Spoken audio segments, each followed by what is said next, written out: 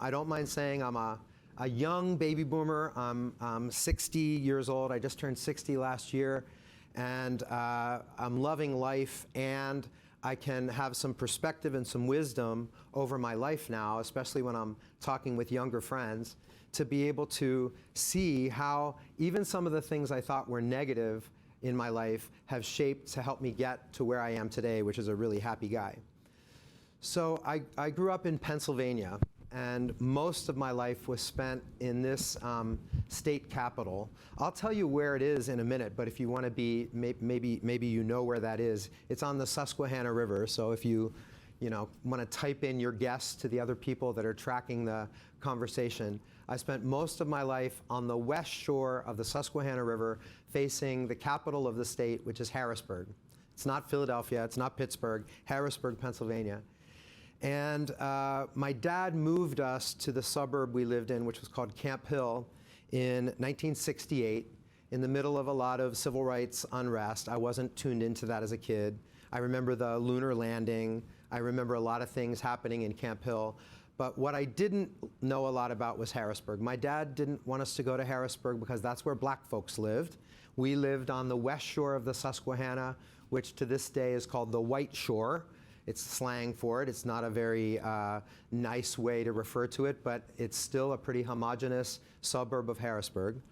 And my dad moved us there because he got a job as a salesman, selling electronic components all around central Pennsylvania. He was a traveling salesman. And my earliest, strongest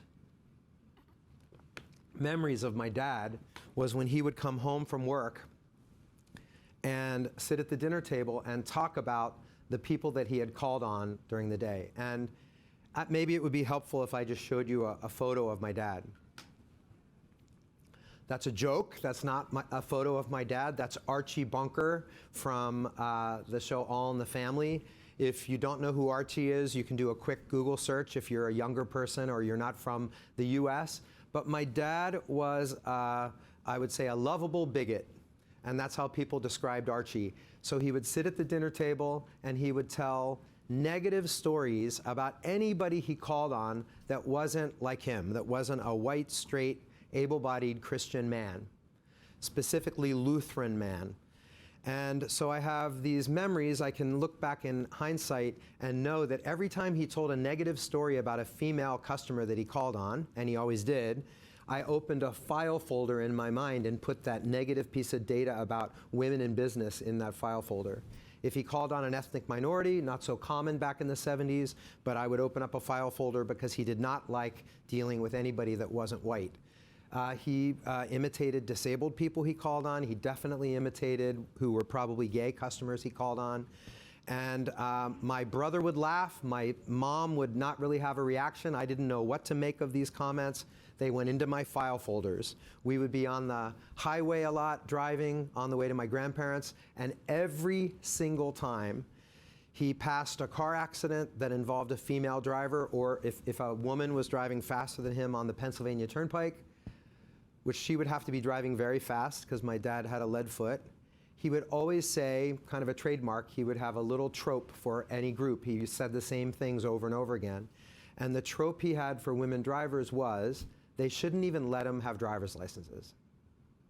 So on a 70-mile trip, round trip, probably my brother and I heard that 4 or 5 times. Add that to all the times we'd be driving around Camp Hill. Add that times 15 years living under his roof. I had lots of data points in my file folder around women, and women drivers specifically.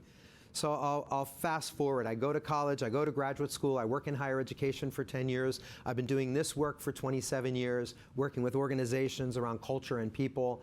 And about 6 years ago, I had an opportunity where I was living in Atlanta at the time to talk to a really large possible client, a big hotel chain, global hotel company in Atlanta. And I was nervous, a little bit like I was before getting in front of the camera today, nervous about doing something new. I had never gone to a corporate office and pitched my business. I had done things mostly over the phone with interviews, but they wanted to actually meet me in person and see some of the things we do. I was so nervous I asked one of my colleagues to go with me. We had it figured out. I went down south of where I lived to pick him up, and then we were heading north, way north, to the top of the city to meet with this company. I picked him up, but he was about 10 minutes late on an August day getting into the car. So I'm frustrated that he's 10 minutes late. I'm a little hot under the collar, literally, because it's August in Atlanta. I'm nervous and a little bit fretting and worrying about the meeting. I'm always thinking about traffic in Atlanta, of course. And we get on the road, we get moving, we get onto the big major north-south highway, and we come to a grinding halt about 5 minutes on the Georgia 400, if you know Atlanta. So I put it into park. We sat there for 20 minutes. I'm texting the client, I'm calling the client, no one's answering. I'm getting really frustrated with him that he was late. I figured we would have missed the accident if he had been on time. I'm worried about being late walking into the building.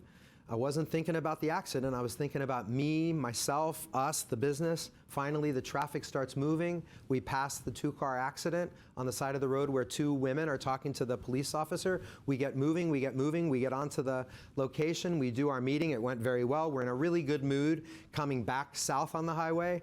And when we get about the spot where the accident was, my colleague and friend said, "Hey, can I check in with you and ask, what did you say when we were on our way to the client and we passed that car accident?"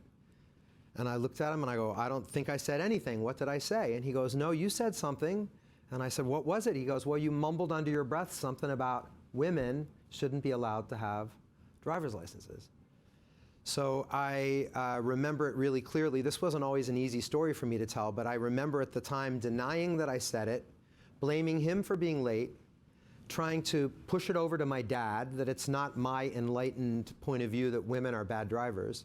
And now I'm at acceptance. So if you know the stages of grief, I just shared 4 or 5 of the stages of grief, that when something gets repeated over and over and over again, it lives in our mind as a pattern. And remember, pattern recognition is how our mind works. Familiar things sometimes override the reality of the situation. My mom has never had a speeding ticket or a car accident that she caused. My dad had many. Women used to get better insurance rates because they're better drivers. So I know the data, and yet my dad's old tired trope overrode objective reality and also compassion that day.